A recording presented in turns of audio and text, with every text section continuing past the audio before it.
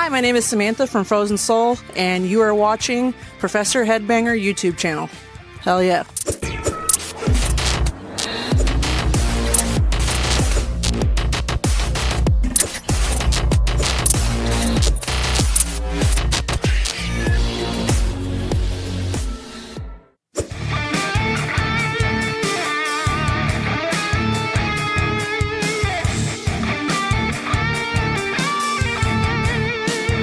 As a bassist in a death metal band, how do you approach crafting your bass lines to complement the genre's intensity while maintaining your unique style? I don't craft it with much else in mind.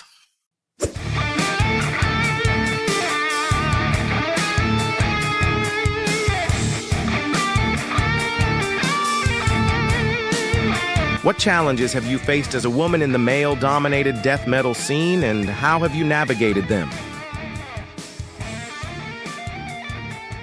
Lots of criticism about my appearance that many of my peers don't have to endure. I'm usually the only woman on the tour package, and on the more extreme festival lineups, I'm also usually the only female. I don't ever notice that kind of stuff until somebody points it out to me. But it's always kind of awkward to be the anomaly in any situation when you just kind of feel like you're, you know, the only one, especially when you're a woman and everybody else is male.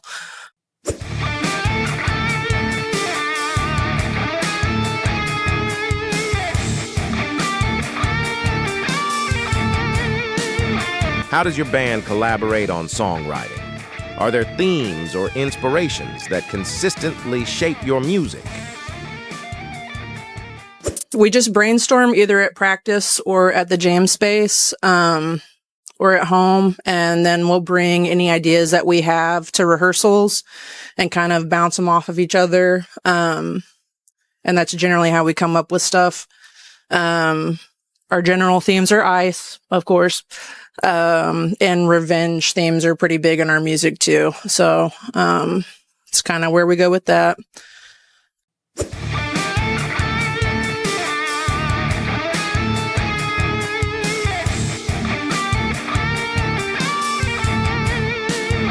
Who are your biggest musical influences, and how do they manifest in your playing or stage presence?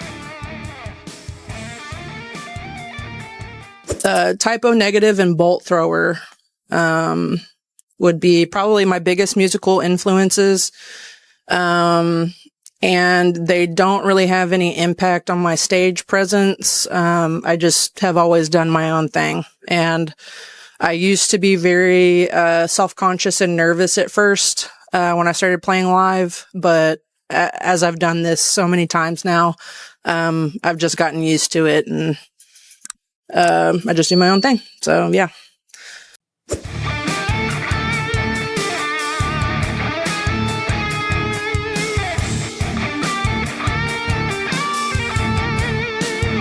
As a PC gamer, what titles or genres dominate your playlist?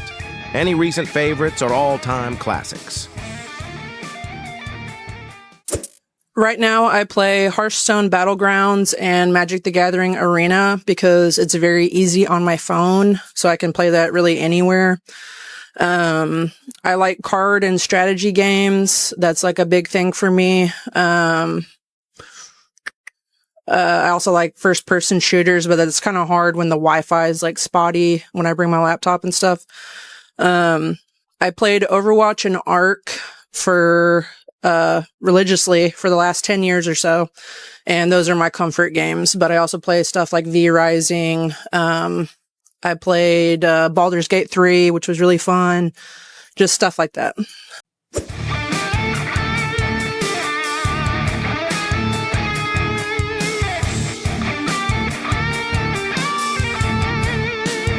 Have you drawn creative inspiration from gaming for your music or tattoo art? If so, how? Not particularly, no.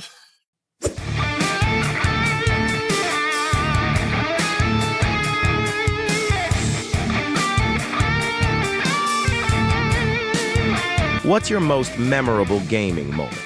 whether competitive, collaborative, or narrative-driven? I won a game day tournament in Magic the Gathering back in the day, and that was a really big deal for me because I could always place, but I would never place first in those competitions. I was also a top 500 Diva main back when Overwatch was first coming about and beta and all that kind of stuff. And after it was released. But obviously I am not anymore because I don't really play it.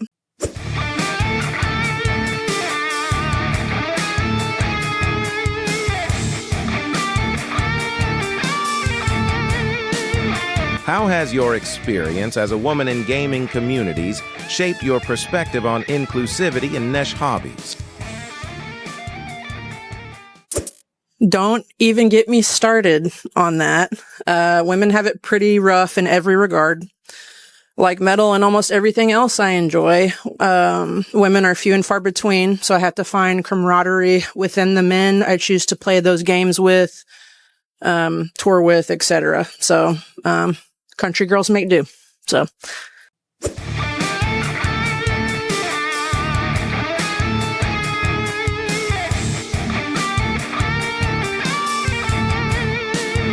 How did you get into MTG, and what keeps you hooked?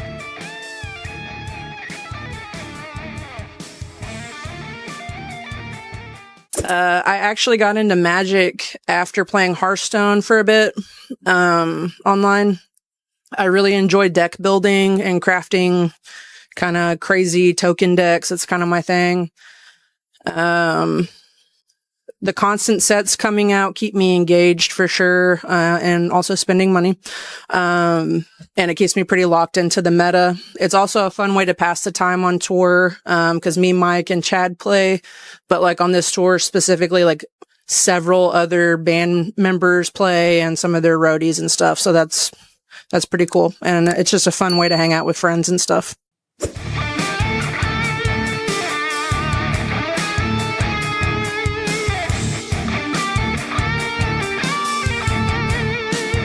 Do you see strategic or creative parallels between MTG and your work in music or tattooing?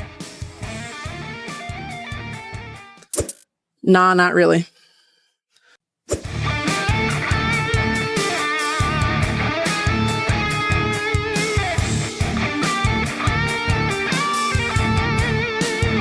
What's your most prized deck or card, and what's the story behind it?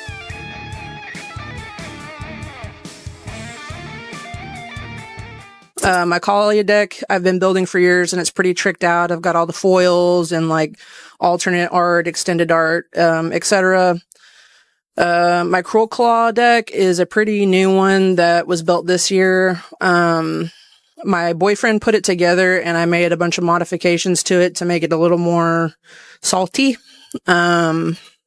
It's just a really fun deck to play, and it's really awesome when you can get a Valgavoth out turn 3. So, just saying.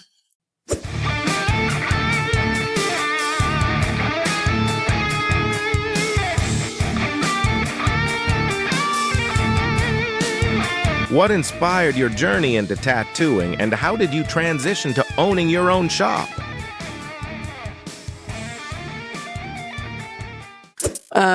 I wanted to make money making art for a living, and tattooing seemed like a viable option at the time. Years of hard work and building up clientele, good customer service, and saving money and making connections allowed me to purchase my own shop and hire a team.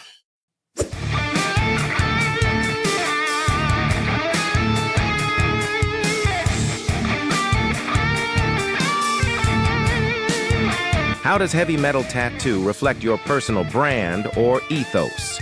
Are there signature styles clients seek you out for? I feel like heavy metal represents me. Clients usually want a metal themed tattoo from me, and I have clients that actually fly in from out of state to get tattoos from me, or they'll drive in, make like a trip of it, and stuff like that. So that's pretty cool.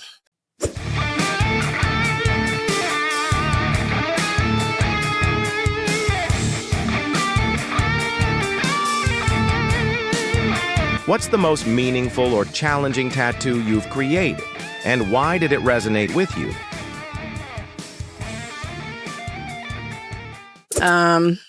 Was I replicated the first tattoo I did on my buddy Olin Martin.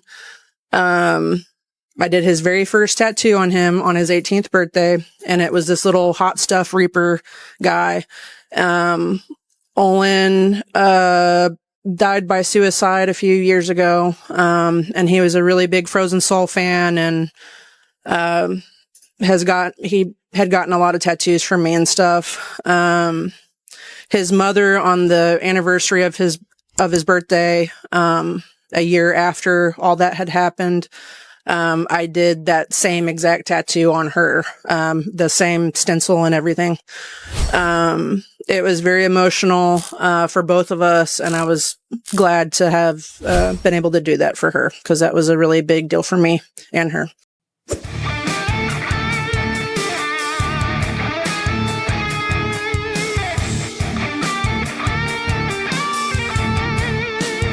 How do you balance the demands of running a tattoo business with your music career and other passions?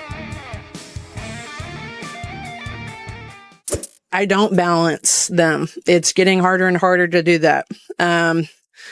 It kind of runs itself. People got to make money to live. That's just how tattooing or any job works. So you have to work to make money. That's how tattooing goes. I make time for myself when I need it, though. I will take off before tour, and I take a week off when I get back to decompress and kind of get everything grounded again in my life.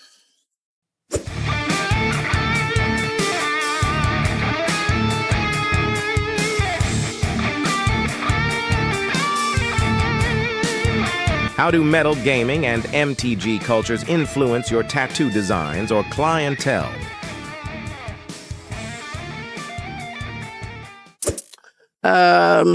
They don't.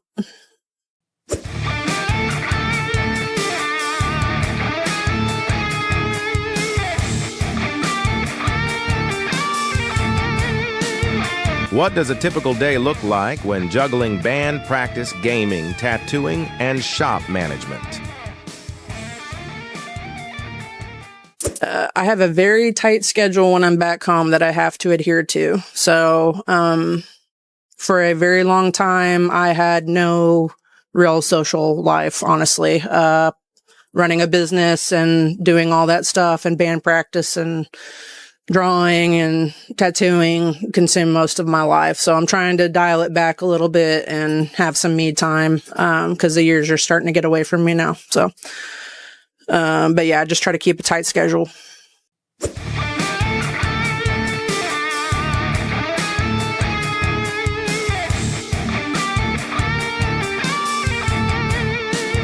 As a woman in multiple male-dominated spaces, how do you use your platform to advocate for inclusivity or mentorship?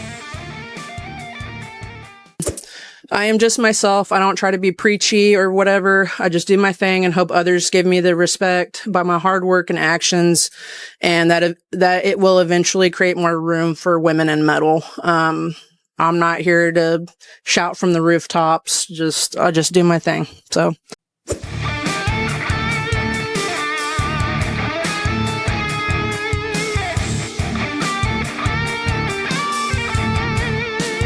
Are there upcoming projects you're excited about?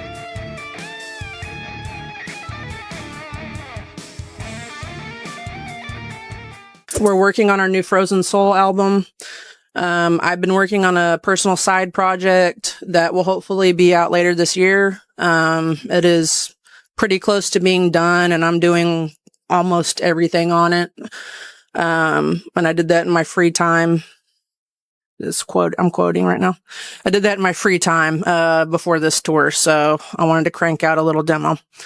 I don't have any time for tattoo conventions because they're usually like out of state, or I have to travel and set up too much stuff. And when I'm home from tour, I don't really want to do those things. So I don't really have much time for those, as much as I'd like to. And same goes with gaming events. They just take up a tremendous amount of time. So.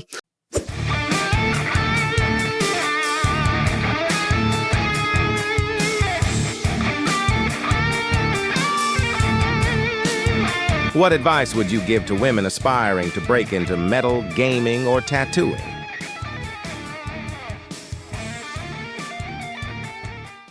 Just do it. Just go fucking do it.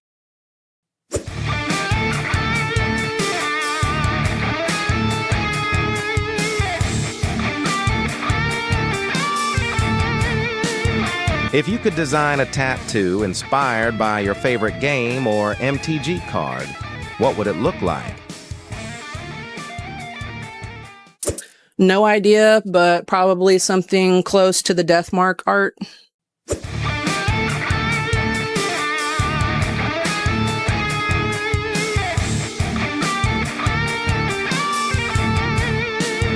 Any wild band-related tattoo requests from fans or fellow metalheads?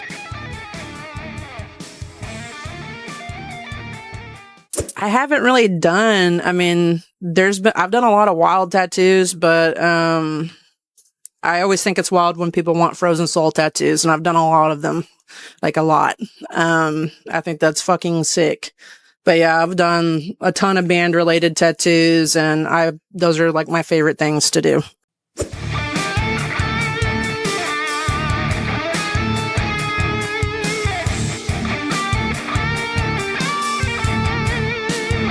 What's one stereotype about your passions you'd love to dismantle?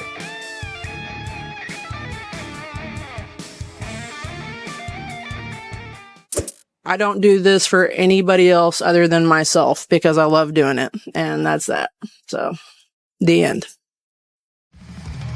As the Professor Headbanger YouTube channel, we extend our heartfelt thanks to Samantha for generously taking the time to join us for an interview despite her busy schedule. We also pay our respects to Frozen Soul, one of the finest bands in Texas death metal and a group we deeply admire. We wish Samantha continued success in both her tattoo artistry and her music career. Thank you for watching the video. Stay true, stay metal. See you next time.